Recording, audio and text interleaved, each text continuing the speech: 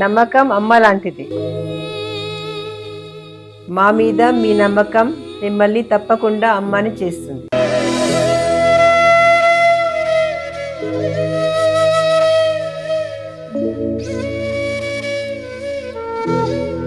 నేడు ఎంతో మంది మా మీద నమ్మకంతో అమ్మాయారు.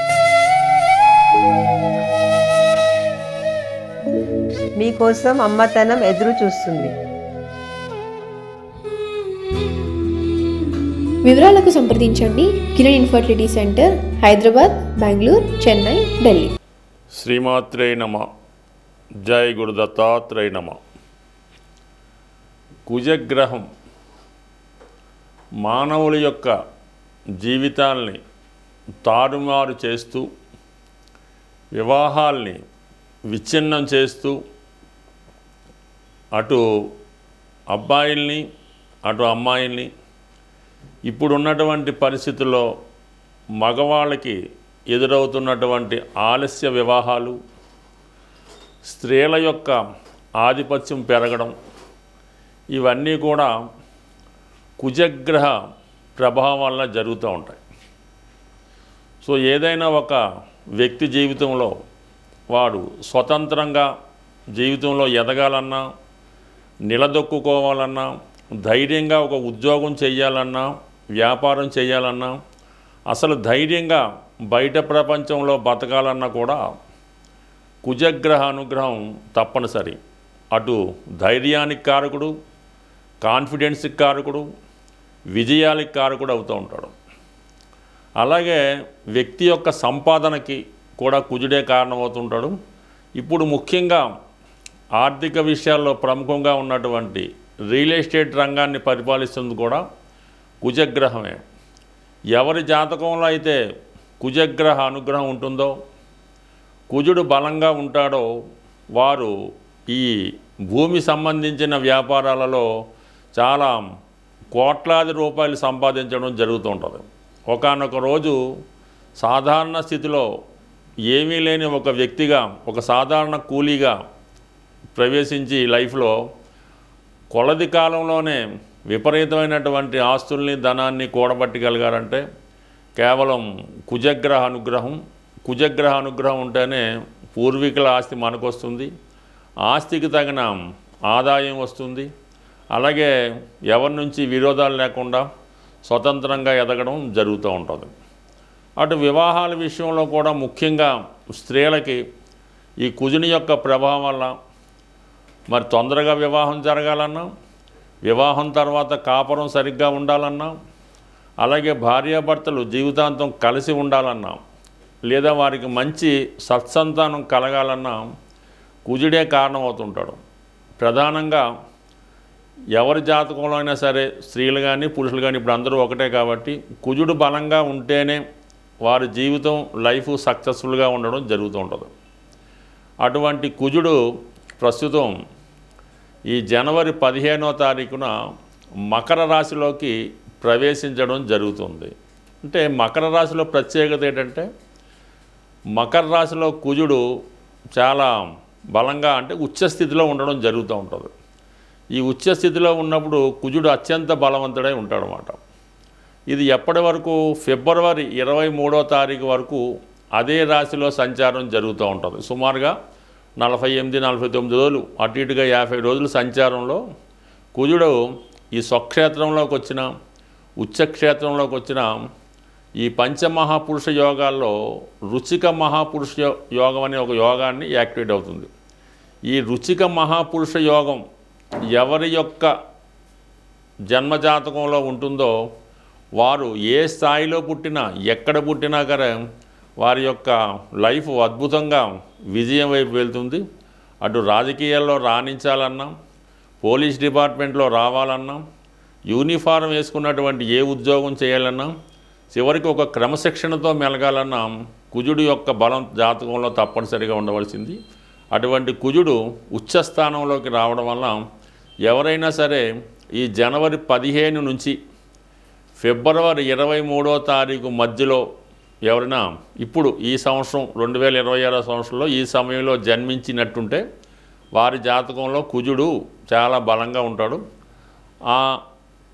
ఈ సమయంలో జన్మించినటువంటి సంతానం వల్ల వాళ్ళ తల్లిదండ్రులు కూడా అభివృద్ధిలోకి రావడం జరుగుతూ ఉంటుంది.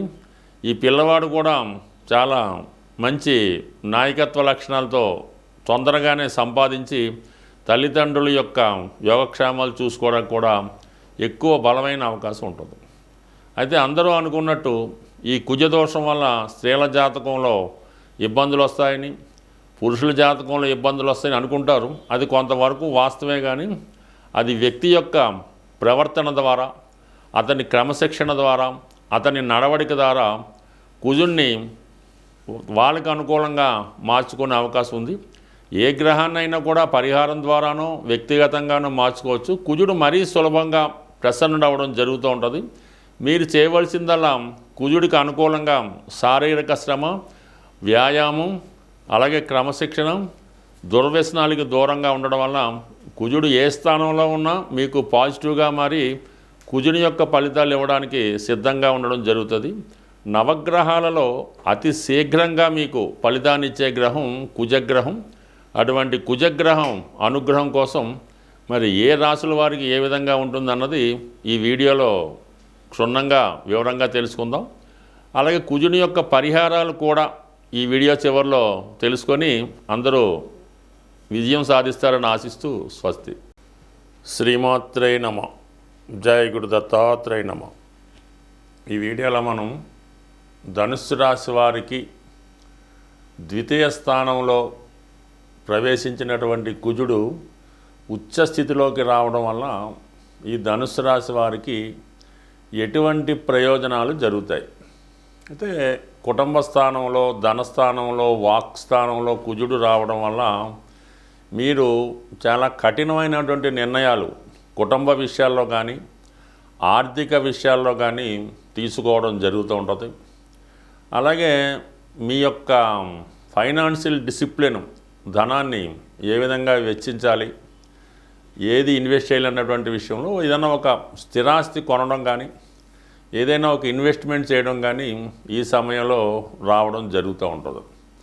అలాగే కొంత కఠినంగానూ ఉన్నది ఉన్నట్టు యథార్థంగా మాట్లాడడం వల్ల, అంటే అది ఎదుటివారికి మీరు మంచిగా చెప్పినప్పటికీ కూడా అది వారు సరిగ్గా అర్థం చేసుకోలేకపోవడం వల్ల కొన్ని సమస్యలు కుటుంబ విషయాల్లో రావడం జరుగుతూ ఉంటుంది.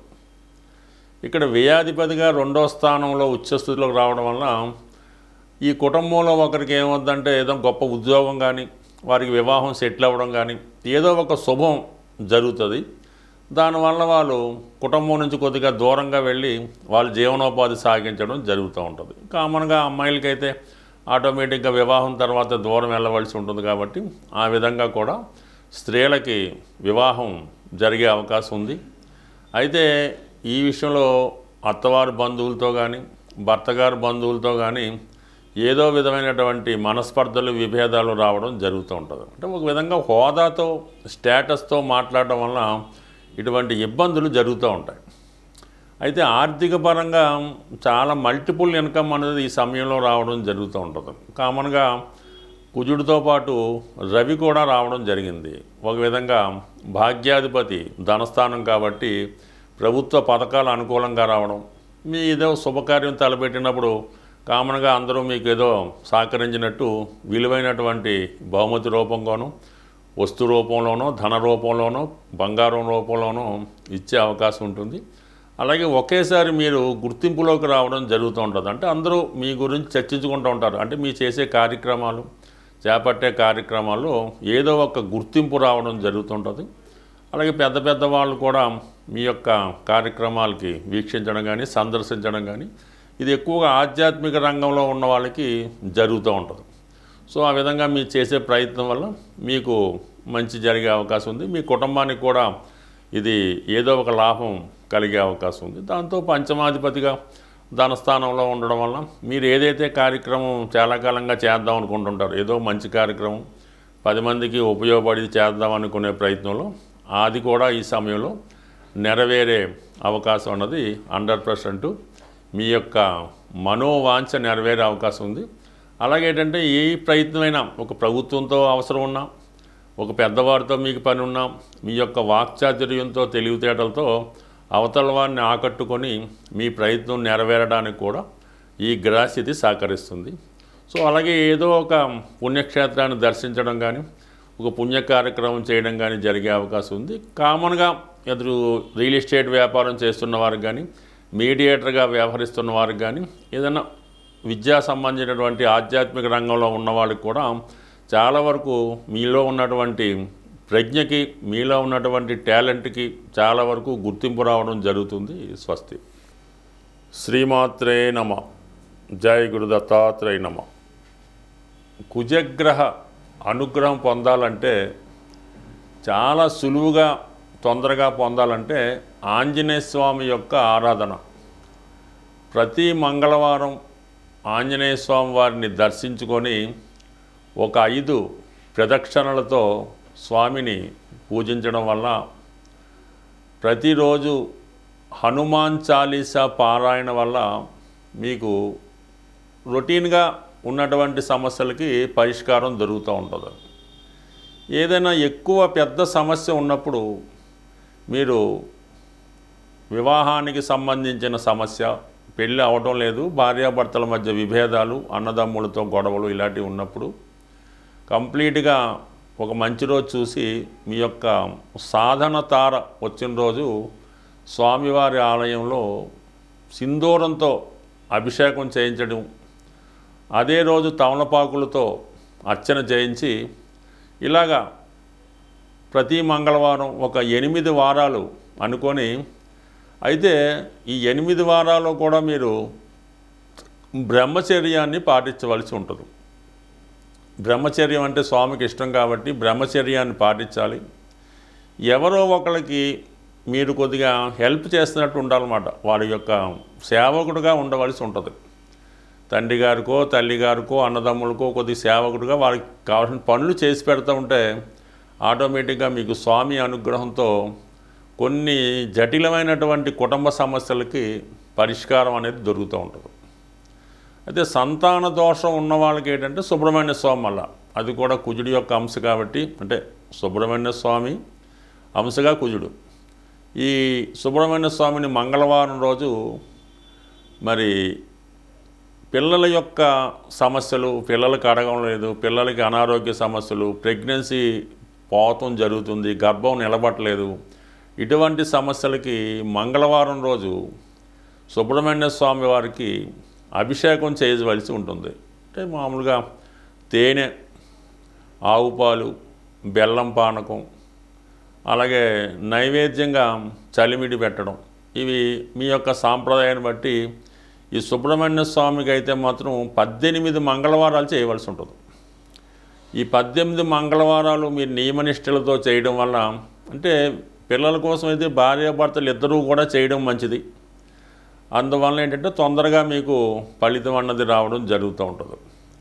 ఇంకా దీనికన్నా చాలా గొప్పది, కొంతగా ధైర్యం ఉన్న వాళ్ళు చేసే పరిహారం ఏంటంటే, ఎవరికైనా అత్యవసర పరిస్థితుల్లో ఇబ్బందుల్లో ఉన్న వాళ్ళకి రక్తదానం అన్నది చేయవలసి ఉంటుంది. ఈ బ్లడ్ డొనేషన్ చేయడం వల్ల చాలా వరకు మీకు ఈ కుజుడు అనుకూలించడం జరుగుతూ ఉంటుంది.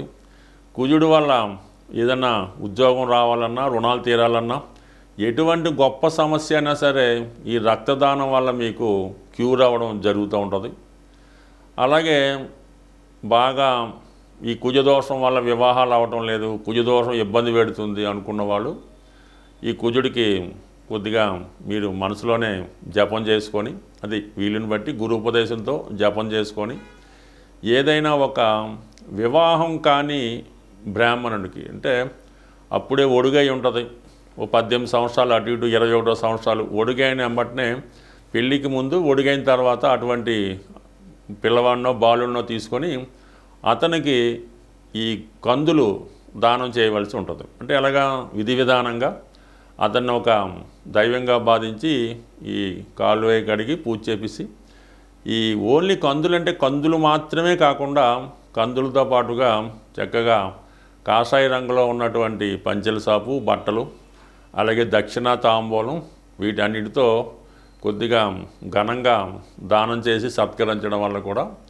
కుజుని యొక్క దోషం పరిహారం అయ్యే అవకాశం ఉంటుంది. అనేక ప్రాంతాల్లో అనేక రకాలుగా ప్రభావం ఉంటుంది. కానీ బాగా ఫిజికల్గా కష్టపడిన వ్యాయామం చేసినా కూడా కుజుడు మీకు అనుకూలంగా మారడం జరుగుతూ ఉంటుంది. ఏదేమైనా సింపుల్ రెమెడీ ఏంటంటే కుజుడు మీకు అనుకూలంగా ఉండాలంటే మీ తోడబుట్టినటువంటి అన్నదమ్ములు అక్కజల్లులతో సఖ్యతగా ఉండాలి. అంటే వాళ్ళతో ఎటువంటి గొడవలు పెట్టుకోకుండా ఏదైనా కట్టసీగా పండగలకి పుణ్యాలకి ఏదైనా గిఫ్ట్లు ఇచ్చుకొని అన్నదమ్ములతో సఖ్యతగా ఉంటే వాడు సరిపోతుంది. భార్యాభర్తలు కూడా ఎటువంటి విభేదాలు లేకుండా ఎటువంటి కష్టం వచ్చినా ఒకరికొకరు సంప్రదించుకోవడం వల్ల కూడా కుజదోషం అనేది పరిహారం అవుతుంది. అంటే ఇవి చివరి కొంత కష్టంగా ఉన్నా అసలు పరిహారం అంటే ఇదే. కానీ మిగతావన్నీ కూడా దాని తర్వాత వచ్చినాయి. కాబట్టి మరి ఏదైనా మీ సమస్యను బట్టి పరిహారం చేసుకొని కుజుడి యొక్క అనుగ్రహం తప్పక పొందుతారని ఆశిస్తూ స్వస్తి.